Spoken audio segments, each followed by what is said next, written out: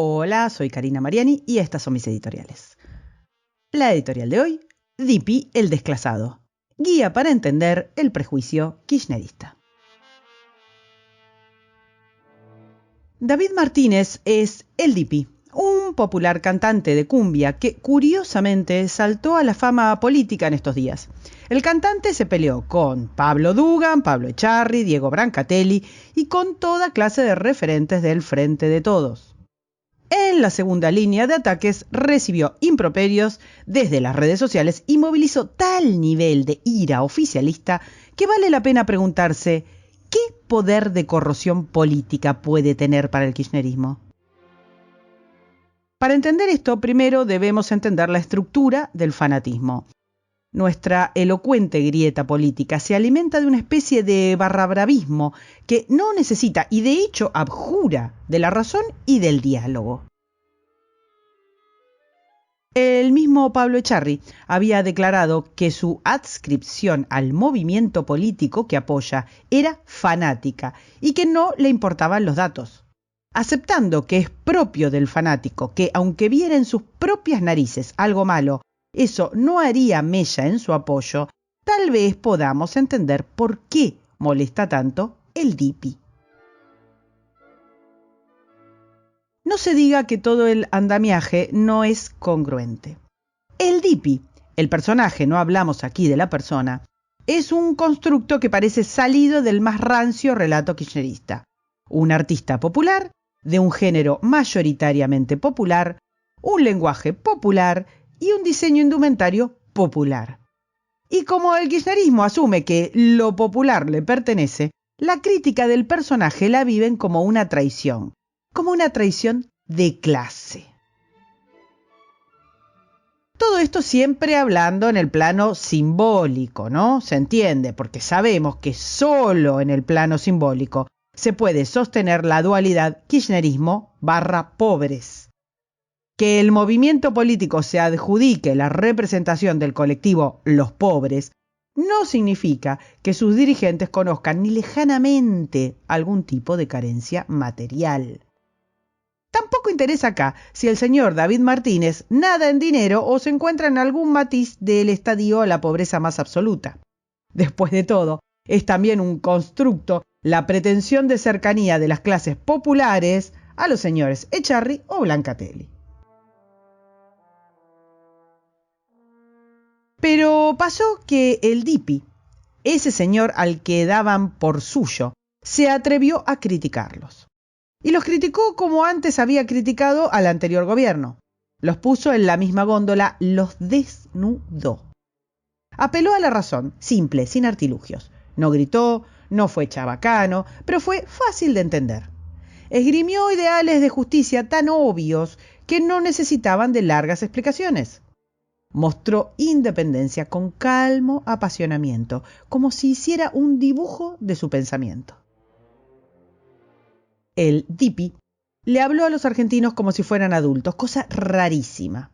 Esta anomalía en el marco de los programas de TV políticos ha suscitado reacciones muy interesantes.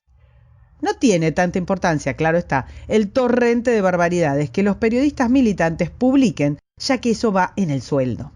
Lo particularmente asombroso es que para definirlo lo hayan tildado de desclasado. ¿Qué es? ¿Y por qué sería un insulto ser desclasado? Bueno, aparentemente el Dipi debería asumir que es una pieza más del engranaje de su colectivo, el de los pobres, populares, artistas del pueblo. Él no debería ser él en función de su personalidad, sino en función de su pertenencia a ese colectivo en base a un grupo de factores que tiene pegados a su piel, su aspecto físico o su cuna, y que debe, por tanto, lealtad a la manada. Lo que le reclaman al Dipi es que, como miembro de su colectivo o clase, deba suspender todo pensamiento propio. Y acá se abre otro interesante aspecto. Si el Dipi es desclasado, significa que pertenece a una determinada clase social cuyos principios ha traicionado. ¿Cuál sería acá la clase social según la rudimentaria sociología kirchnerista? ¿Qué hacemos? ¿Les decimos proletariado? ¿O le decimos trabajador para darle un corte más peronista? Rescatando la idea de clase del arcón de los conceptos abandonados y sobre todo abandonados por el socialismo del siglo XXI, hemos de recordar que el marco de valores de la clase obrera se asentaba sobre el trabajo y a través de él la consecución del logro como vía de la promoción social. Un grupo de aspiraciones que se trasladaba en escala ascendente por las generaciones y que se ejemplificaba en epítomes como mijo el doctor. Esa escala valorativa fue el motor de la sacrificada clase baja y media que inculcó a sus hijos la convicción de que el esfuerzo y la educación eran un escalón para una sólida preparación profesional que los pusiera en un trabajo próspero. A partir de ahí, sus nietos llegarían a la universidad y esto sería el camino más seguro para prosperar como estirpe. En fin, que proyectaban el deseo individual y familiar de salir de la miseria que habían sufrido en la guerra y en la posguerra. Bueno, la idea del progreso mediante el trabajo y la independencia que surge del logro personal es justamente lo que ha pregonado en los canales de televisión el DIPI. Ni una coma se ha corrido del imaginario clase obrerista del siglo pasado. Casi que le tendríamos que agradecer la falta de ayornamiento, dado que ese imaginario viene en picada. Hoy, el futuro no se vincula en la misma medida al aprovechamiento escolar. Es triste, pero es así. El éxito se ha amoldado a prácticas que representan lo contrario del mérito. El enorme crecimiento del poder de la casta política ha hecho crecer los tentáculos del Estado de forma tal que el amiguismo es una versión más tosca y extensa del nepotismo. Es precisamente ese mecanismo el que coloca a Brancatelli en un puesto directivo estatal y es anecdótico el monto que perciba, porque lo nocivo es la existencia del puesto mismo. Quienes acusan a el DIPI de desclasado no recelan de este mecanismo del cargo público por favoritismo personal. Y ojo, tampoco lo hacen sus adversarios políticos. Este reconocimiento expreso del amiguismo pagado por los sufridos contribuyentes, que otorga altos salarios y privilegios a quienes nada producen, es la causa de la decadencia del proyecto de vida basado en el mérito que justamente estaba proclamando el cantante. Dado que no se premia el conocimiento, la capacidad o la decencia, sino el amiguismo y la militancia, los puestos de gestión van siendo ocupados por un círculo doblemente vicioso, o sea, un círculo vicioso de viciosos. Este prodigio de la desvergüenza tiene una cobertura tan endeble que el DIPI, sencillamente preguntando a los que se llenan la boca hablando de pobres, che, ¿por qué no se bajan el sueldo?, la hizo trizas. El problema surge cuando el prejuicio kirchnerista respecto de cuál es su sustento en términos de clase social choca con la realidad y su relato se ve arrasado, dejando ver los espurios intereses políticos respaldados por militantes fieles hasta la irracionalidad. La clase, en términos marxistas de la pertenencia por ingresos, es un término muy anacrónico. Un camionero, un burócrata de la FIP o un artista militante pertenecen a un segmento social alto en relación a un médico o a un ingeniero si hablamos en términos de ingresos, aun cuando los estudios de estos últimos, de los médicos o de los ingenieros, hayan sido mucho más exhaustivos y sus responsabilidades mucho mayores. La diferencia es el conchavo y la depredación del sector público en detrimento del privado, mal que le pese al clasismo trasnochado.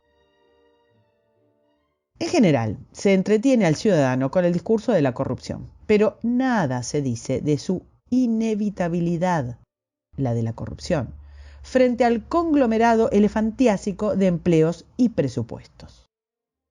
Desde el momento en el que millones de funcionarios y políticos gestionan cifras suculentas en políticas que los ciudadanos creen haber demandado, Ya nadie se preocupa por el despilfarro de una plata que no es de nadie. Los grandes medios son receptores de holgadas cuotas de esos vericuetos presupuestarios y por eso abrevan a la idea de que la sociedad sea gobernada por funcionarios y políticos con salarios varias veces mayores que los de la gente de a pie, porque ellos son sus socios imprescindibles. Instan a sus espectadores a aceptar acríticamente el discurso oficial y, en consecuencia, a abandonar sus criterios como individuos pensantes y a desdeñar sus visiones personales. Y a todo esto, o sea, todo el canon de lo políticamente correcto, el DIPI dijo no, en cámara. Los gestores del clasismo popular son, paradójicamente, los que convirtieron al Estado y a sus instituciones en plataformas económicas tan enroscadas que lo público y lo privado se entremezclan de manera pornográfica. Si los pagadores de impuestos supieran cuánto dinero público se va en mantener el relato que los esclaviza y en adoctrinar a sus hijos, tal vez entenderían mejor la razón de la ira fanática contra un simple artista que criticó a un gobierno. En el estado del amiguismo corporativo no existen las viejas clases sociales, ni existe el ascenso social basado en el trabajo o el estudio. No existe la tolerancia, ni la diversidad, ni el diálogo frente a la disidencia. Existe sí el prejuicio paternalista hacia lo popular, como un conglomerado de clichés que si no es dogmáticamente repetido es porque sos o un cheto o un desclasado. Ya está, no hay otra. Esta visión homogénea e inamovible de la pobreza necesita acompañarse de un pluralismo de fachada, de mentirita va. Agazapados en la vetusta dialéctica de las clases, señalan al disidente como alguien que desprecia sus orígenes porque lo que no soportan es que se puedan superar esos orígenes. No pueden permitir que se extienda la sospecha de que, cuando se habla de políticas sociales o de sensibilidad hacia los necesitados, lo que realmente pasa es que se alimenta la incesante maquinaria política. El rechazo al sistema ni lo inventó ni lo fogoneó el DIPI. Es parte del repudio pendular que aparece cuando la dádiva flaquea y se notan demasiado las costuras. Puestos ante semejante decadencia económica, política y ética, resulta al menos ofensivo que se use como un insulto el término desclasado. Vamos, que son tan fanáticos que no se dieron cuenta de que hasta lo podrían haber usado de propaganda. El milagro de salir del infortunio debería ser motivo de festejo. Y el incentivar a que otros lo hagan debería ser motivo de aplauso. En cambio, ser gestor de la pobreza ajena, desde cargos inverosímiles y con suculentos sueldos, debería ser una vergüenza perenne. Tener la crueldad instrumental de hablar de pobreza no como un estado temporal, sino como una condición social inamovible, es una inhumanidad imperdonable.